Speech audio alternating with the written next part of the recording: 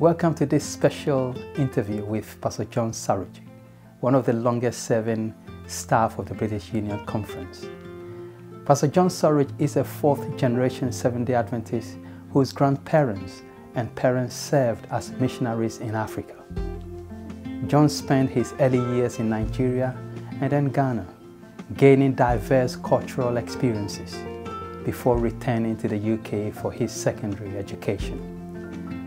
After an initial interest in science, which led to a BSc degree in electronics and also employment in the integrated circuit industry, John made a significant career change and retrained as a Seventh-day Adventist minister.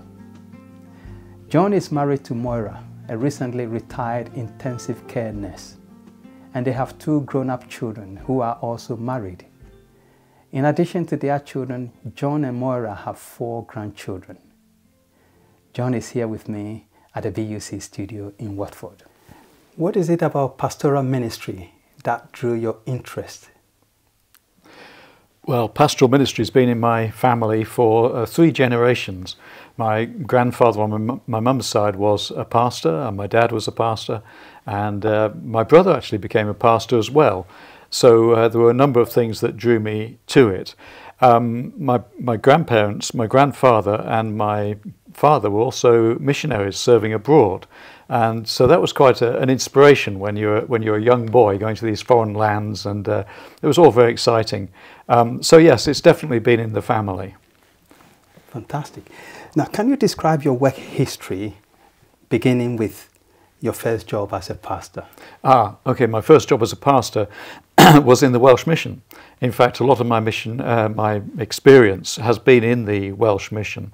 But I started there as an intern in the Cardiff district with Pastor Neil Robertson, who is still alive today, and he was a great source of inspiration to me. He was a very active pastor, very hands-on pastor, and he got me involved in youth work and in lots of activities, lots of physical and practical activities in the church. So it was very enjoyable in those early days in Cardiff. Amazing. Now, what were some of the things that you encountered in that early stage of your ministry as a pastor? Well, we encountered some challenges, I must say. I mean, I learnt about visiting, which is a very important part of pastoral ministry. I'd come out of Newbold with a lot of experience of, we'd done counselling courses and things like that, and it was a kind of a rude awakening to find out that people in the real world didn't exactly respond in the way that I'd been hoping they would do following the courses at Newbold. And you begin to realise that some of the human problems that your church members face are not easily solved, and some of them go on and will go on for even generations. And I had to learn very quickly that I couldn't solve all of the problems that I was going to face, but probably that's a good lesson to learn in life. Indeed, indeed, and that lesson is applicable to all ministers, I suppose. Now, you came into ministry with a background in electronics.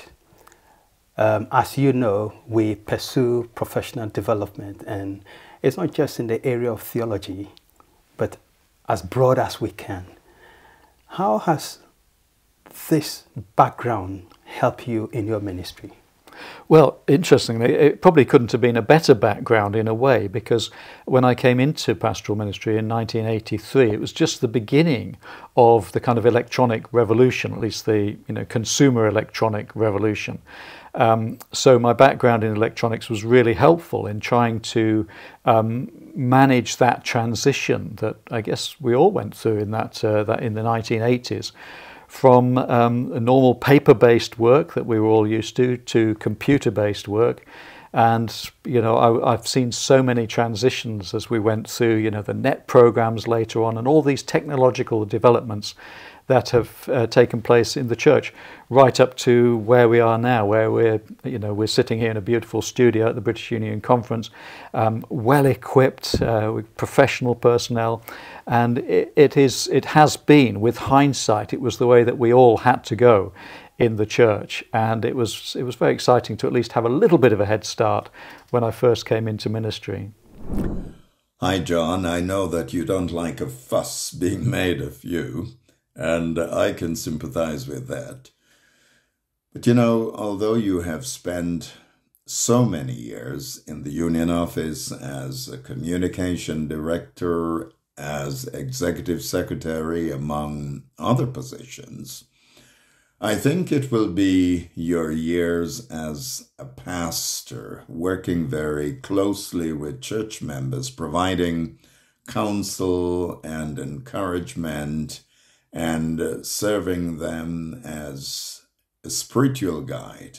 I think that that is what they will remember with gratitude and with nostalgia. And perhaps as you look back, you might find that those were also the most fulfilling years of your ministry. Have we missed training others in the same way? Well, it's interesting because we talk, you and I are a similar generation. You know, we talk about training others, and for us it was a learning curve. Coming up and having to learn all these new technologies and things. But nowadays, a lot of the skills that we had to learn are just naturally absorbed by young people. And when I say young people, I mean people who are maybe a generation younger than us, which doesn't necessarily make them young. But they learn these things naturally. Social media, etc., is nowadays just a natural part of life. You don't need to train people in this. In fact, it's probably they who should be training us. But yes, I think it has been very important, and it's lovely to see this young generation who will simply be using these tools, these communication tools, as part of their everyday life, and of course in the church as their witness for Jesus Christ. Indeed, thank you. I mean, the reason I asked that question is that perhaps it's not just the area of electronics. We know that the world we live in has got so many fields that can benefit the organization. A lot of the time we depend on individuals who already have this background. How could we have made sure that we are training perhaps ministers in some of the significant areas that could have benefited the organization moving forward? Yeah, I mean, there's lots of specialist training that needs to be done. I guess one of the questions is how broadly should we educate, and how much should we then bring in specialists for particular areas?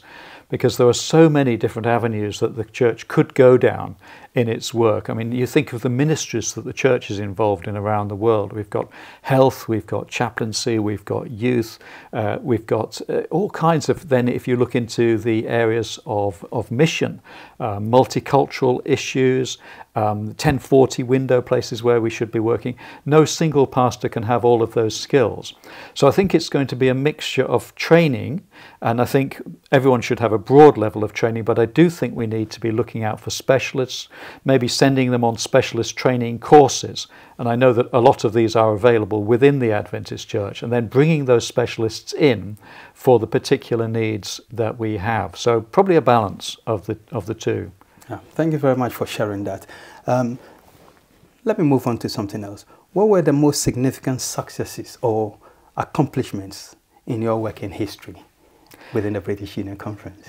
Well, you know, I guess everyone likes to think they've left a mark, you know, when they conclude their full-time ministry anyway.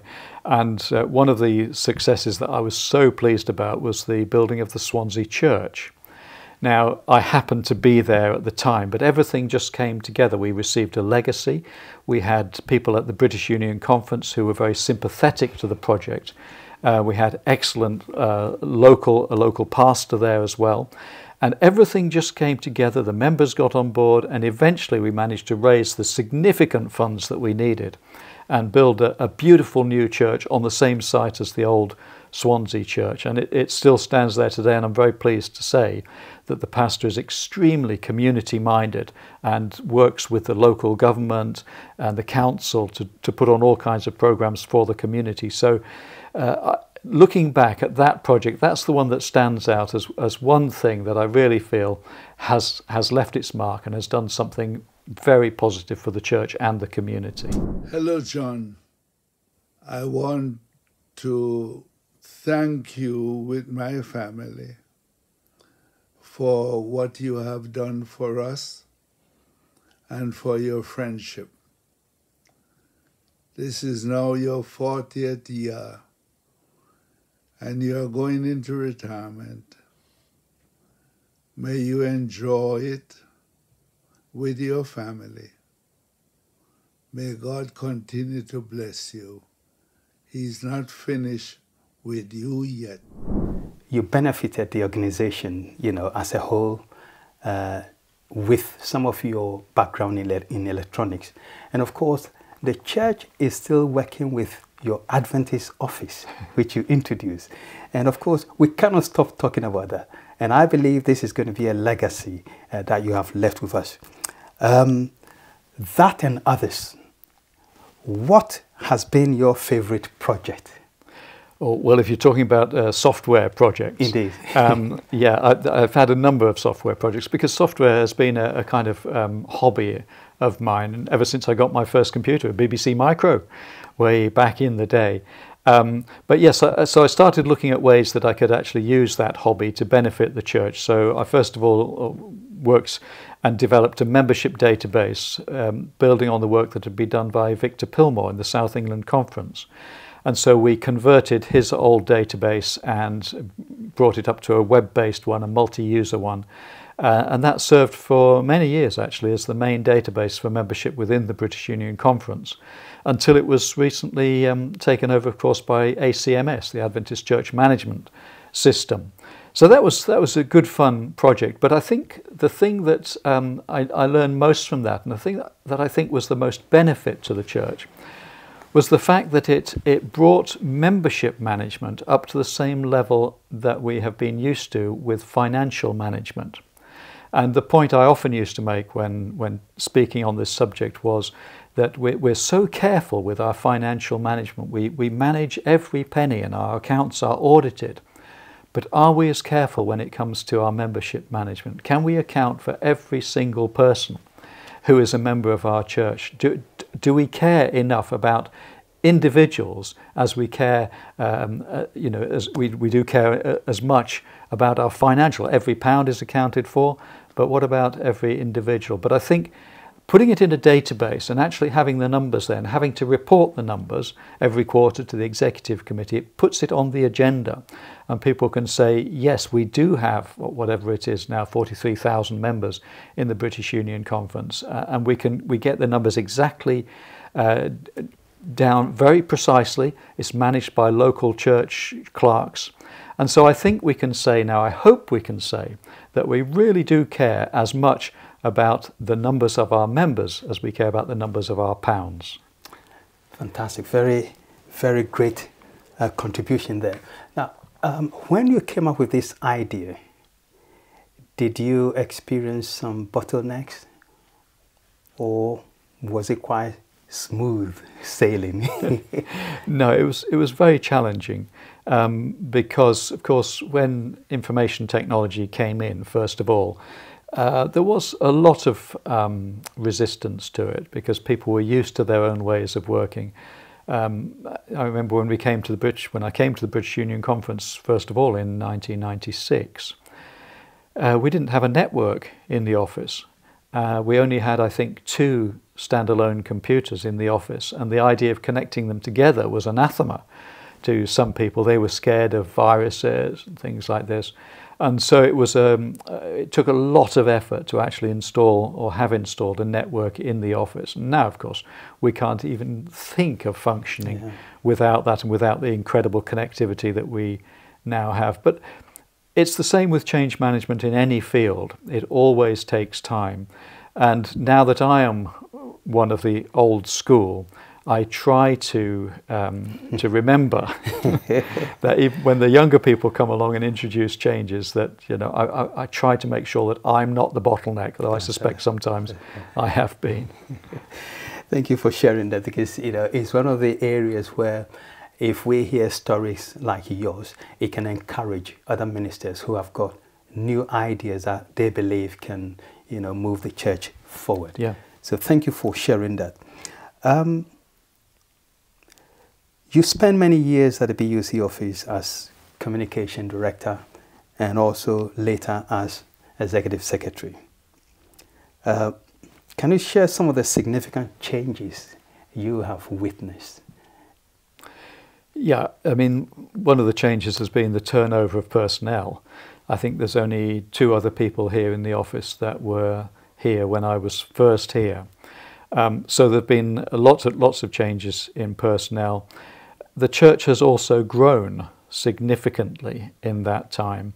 And when the church gets beyond a certain size, you have to incorporate different ways of working because, you know, it's a huge organisation now. It's a multi-million-pound organisation.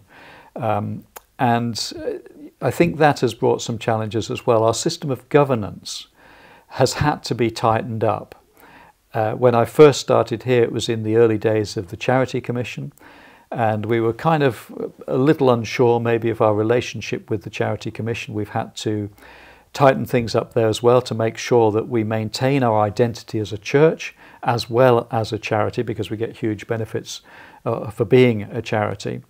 But I think, yes, it's mainly the growth in size, but also I think another significant change has been the growth, the demographic growth that has occurred more in some areas than others. And of course, we've had to take that on board as we shape our programs and as we shape the way that we serve our churches. John and Moira, I have known you since school days there at Stanborough School together.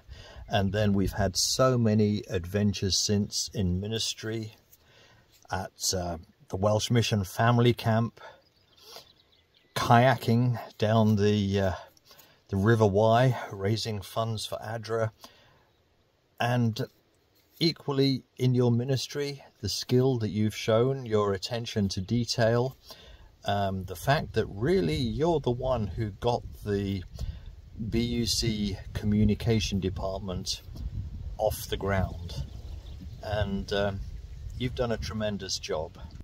God bless you both. Now, coming back to communication, you know, where you serve, and I suppose perhaps you came in because of your background that the organization thought would benefit, you know, the organization here. How did you view that appointment in terms of what you could offer? I still remember very clearly the moment that I was telephoned and told that this was actually a realistic proposition. We were about to move to South England, to the southwest.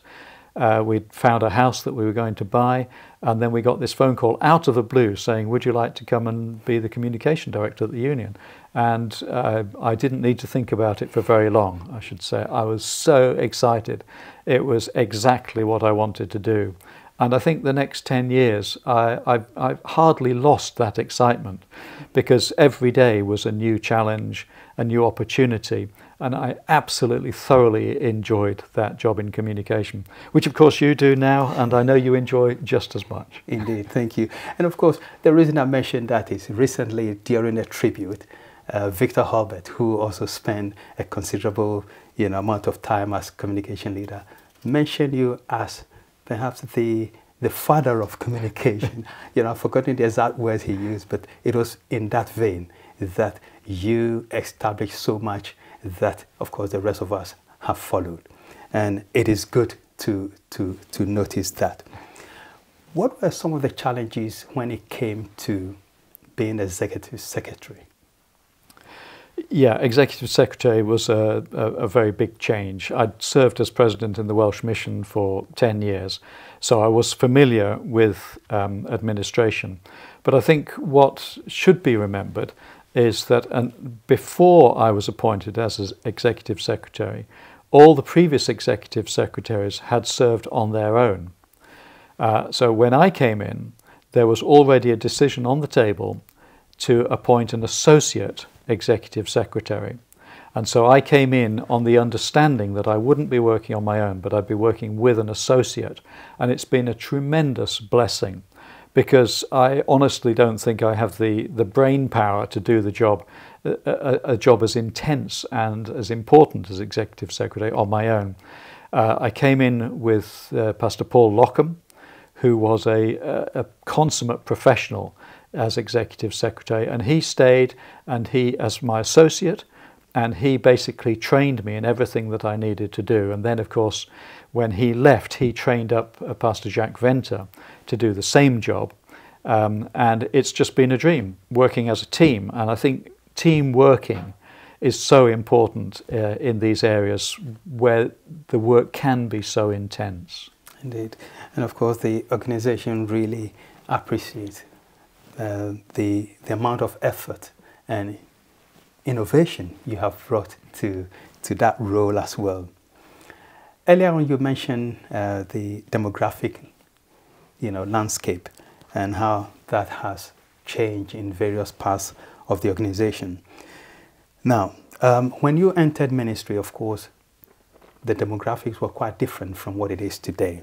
What has been the impact of this obvious,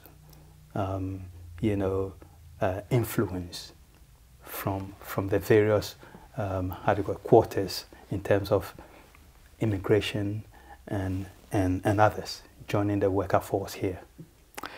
Yeah, I mean, you say it was different when I joined. It was different, but it wasn't as different as you might think. We'd still benefited from large-scale immigration into the church for a long time when I joined. I joined in 1983. We'd had significant immigration into the church from the 1960s, even before. So it was already a recognised issue back then, back in the 60s, 70s, later on. And I think as I've stayed in the church in my 40 years of ministry, what we've seen, I think, is a continuing growth among. We've had growth from immigration, of course, but we've also had growth within the second and third generation of immigrants, if I can put it that way, in the church. So there's no question that it has contributed greatly to the growth of the church. I haven't done the maths, and I'm not sure I'd be able to do it, but I suspect if we had retained more of our second and third generation from those first immigrant Adventists, we would have considerably more people in the church now. So that is a challenge that we need to face up to. We need to make sure we're looking after our young people. And I think another thing is, and I think it's hard to avoid the conclusion that the demographic nature of the church as it is now can present something of a barrier to what if you want to call it, the indigenous people of this country joining the church. Because for many of them, they see the church and the local representation of the church, they may think, oh, that's a West Indian church, or that's a Filipino church, or nowadays, I suppose we need to say it's even a Romanian church, Eastern European church, or an African church, and that may put them off. How we overcome that is a major challenge, but I know we have some very smart people in the church, very committed people, and I will be watching with interest to see what is done so that that area of church expansion can be addressed. Thank you for sharing that as well. I think that area is always, people have got various views in terms of, outreach. When it comes to especially indigenous evangelism, a lot of things have been tried, but it's always, it's difficult to see the results. I don't know if there has been a suggestion to really invest at looking what it is that the situation is. I haven't done such an investigation, at least not for a while. For a time I was on a committee that looked at, it was actually called the Indigenous Evangelism Committee, and we looked at all different kinds of ways of reaching out to the what is still the majority population of these islands. It is a huge challenge, it's an intractable challenge, and it's complicated, of course, by the fact that we have to face up to the fact that we are now a secular country. We are no longer a majority Christian country. And so the indigenous people of this country are increasingly difficult to reach because they are secular people. But I would like to see the church investing time and effort into this field, as we do in other parts of the world. You know, we have a program to reach people in the 1040 window, a very difficult part of the world to reach. And wouldn't it be great if a similar program was put together to reach the indigenous people of this country? Thank you. You know, anytime we talk about improving how the work is done, it means that we're looking at the indigenous people. We're also looking at the other immigrants who have joined, and of course, it's about saving lives, and that is perhaps where the challenge is. You know, distinguishing between how much do you invest into a particular group of people. What would you say, the church can do in terms of moving forward with this particular issue? Well, this is a hot topic at the moment. There's a number of different views on this. I mean, one of them is, a baptism is a baptism. Someone saved for the kingdom is someone saved for the kingdom, someone who's going to be there when we get there. And I don't think God distinguishes between people because of their race or their ethnicity. And the argument, I suppose, could be, well, the church has so much money and effort, energy for evangelism. Surely we should just put it into where we have the most success, because 100 baptisms is 100 baptisms, 100 people for the kingdom. And if you spent that same effort maybe working in a secular indigenous part of the country, you might not get any results at all. So there's the pragmatic argument about where we should best spend our money, if you want to put it that way. But on the other hand, you have to think on the same argument, well, everyone is the same before God. So why is it that we are attracting mainly people from one particular part of the community? And does that mean that we are perhaps not fulfilling our mission as we should be? And it's something I've wrestled with, and I'm not sure of the answer, but I would love to see the answers that people do come up with. Yes. Now, in ministry, there are always changes. And some changes are not, we spoke about demographic changes. But of course, there are changes also when it comes to administration. What would you say were changes for the better? And also, perhaps, what do you wish hadn't changed? I think one of the things that at the British Union, we have really tightened up on our governance. Governance is so important. It's very important for the confidence of our members that we are seen to be doing things properly. Everything should be done decently and in order. And I think the way that we run our committees, certainly the executive committee, I think that is now done on a more, if I say professional, don't misunderstand me, but I think we're done on a more professional basis. And I think as a church we should be professional. This is God's work. It should be done better than people do work in industry. And I think that we've done that. And we have scrutiny from the Charity Commission, we have scrutiny from auditors, and the higher levels of the church as well, they come in. And I'd like to think that we do things better and that there's more openness and transparency than perhaps there was in the past. I'm not saying things are perfect, and one of the challenges we face is that every time there's a change of administration, you have to kind of learn things over again. And I think one of the things that I would like to see more of is perhaps more continuity. When we have our conference and union sessions, there is maybe a tendency to try and change more things than actually need changing. And say on our executive committees, I would like to see perhaps some of the older, wiser heads maybe remaining on those committees to give guidance for the things that they've learned from in the past. But that's not really for me to say anymore. Hello, John. How in the world did you ever manage to complete 40 years And now you're on the verge of freedom. Retirement. My dad always used to say, when you're elected, it is 5 years, hard labour, and no remission for good behaviour. And yet here you are, and you are getting remission for good behaviour, and you are going to be the exception that proves the rule. You have been a channel of blessing to all of those who you have worked with, to those who have come in contact with you. I remember when my dad was ill and he was dying, and you came and you were our Saviour's hands and feet. You sat, you ministered. And it's that kind of compassion and kindness that you will be remembered for. May God richly bless you as you enjoy your retirement.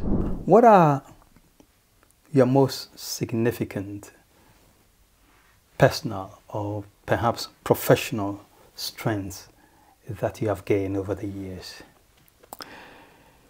I'd like to think that I enjoy working with people. Having said that, I don't feel I'm particularly extroverted, but I do enjoy working with a team. And the team that we have at the moment in Secretariat is absolutely brilliant. We get on really well together.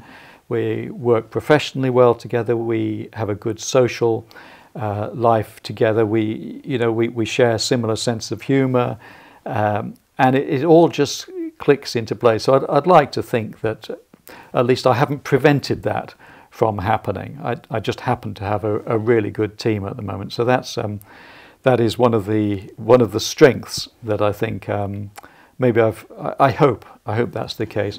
I think the other thing is I'm a little bit focused on detail. I like to see things done properly. I like to see minutes written clearly and precisely.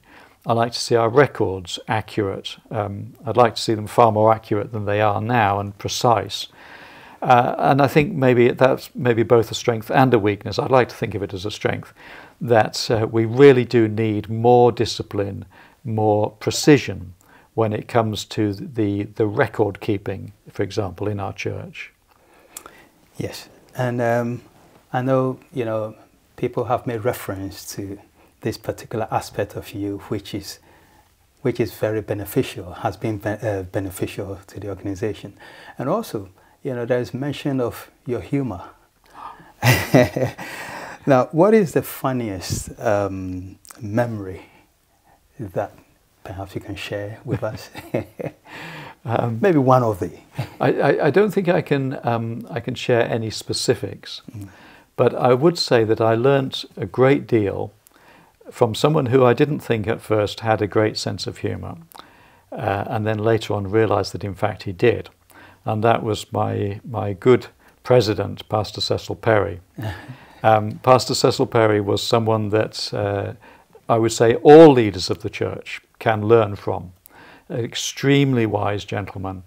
And he would say things with a straight face, and you would think he was being serious. You would feel you were maybe getting told off, and then you would just see this glimmer in his eye, and you realise that actually he was defusing the situation with a sense of humour.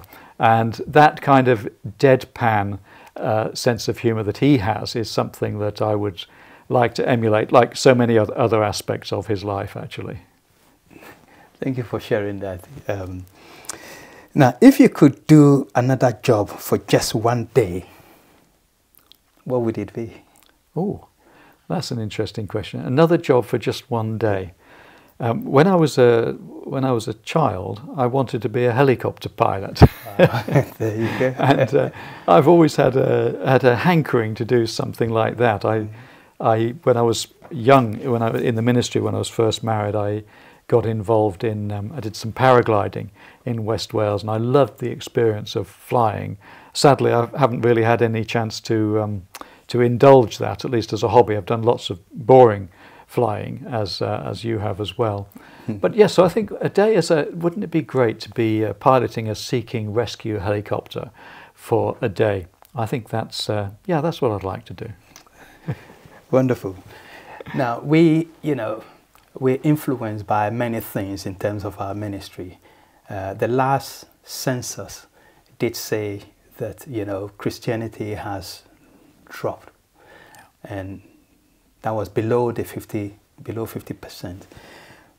In terms of our ministry, was that alarming? And what are your hopes for our organization? It was alarming, but not surprising.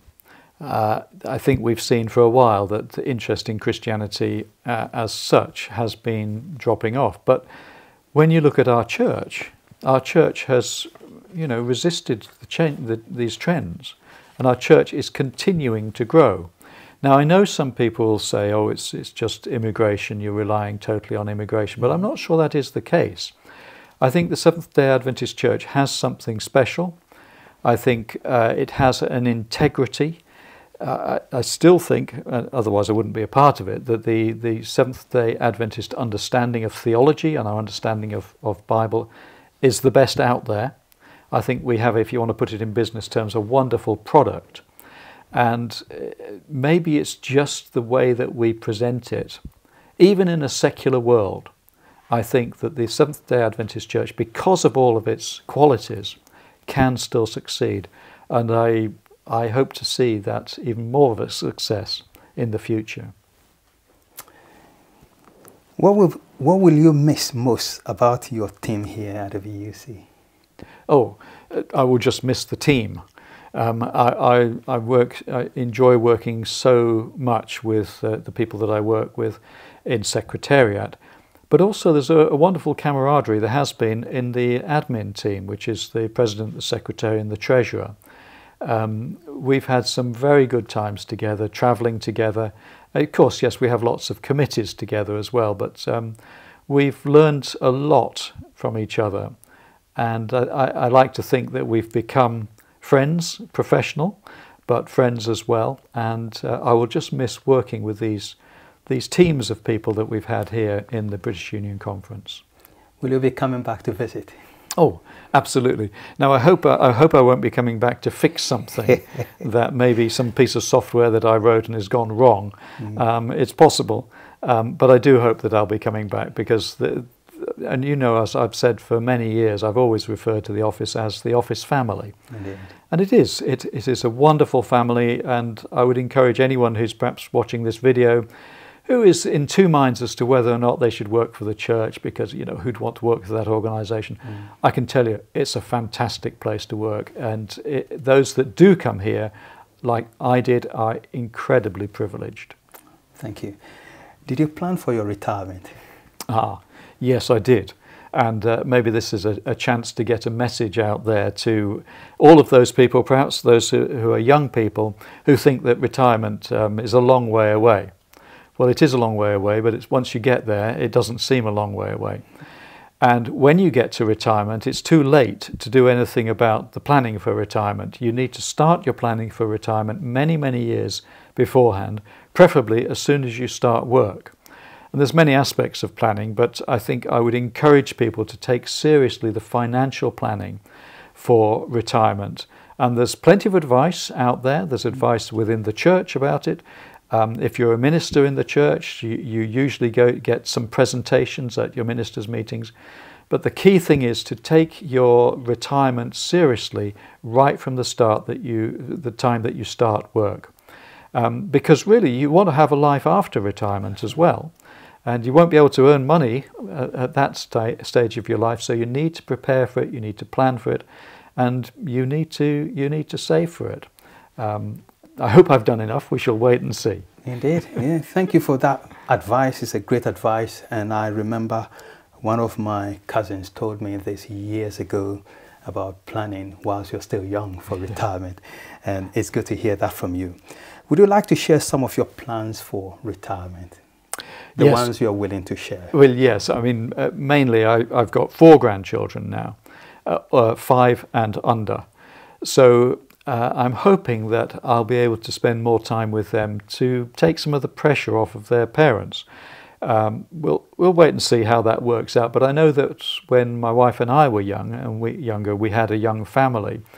Our parents were all working, and it was very difficult for us to actually get support. I mean, we got some, but significant support from our parents. So I hope maybe I can do better in that regard when it comes to my grandchildren. And they're lovely grandchildren. I have 2 girls, 2 boys, and I don't care what else I do, but I really would like to see more of them in retirement. Wonderful, wonderful. But I know that is not the only thing you'll be doing, you know, for your retirement. Do you love traveling? I do like traveling, and but not long distances. And I think, although I've travelled a lot within the United Kingdom, it's always been driving to appointments, preaching here, there, off to meetings, conferences, etc. But there's some beautiful places in this country. It's a wonderful country, British Isles. And I think Moira and I would like to travel around and see some more of this country. Maybe we even talked about maybe joining the National Trust and visiting some of their beautiful properties. We also have family abroad. We have some family members in California, so I'm sure we'll be travelling there as well. But yeah, travel, I think, is something we will be doing. Wonderful, wonderful. It's been a pleasure and also an honor to, you know, have a conversation with one of our longest serving, if not the longest serving staff of the British Union Conference. And I'd like to say congratulations on your retirement. We are deeply grateful for your service and also your dedication. May the years ahead be filled with new endeavors, happy adventures, and many blessings from God. And we hope to see you every now and then. Perhaps like Pastor Perry, we will be seeing you at sessions to give some wise counsel. Thank you very much. Thank you.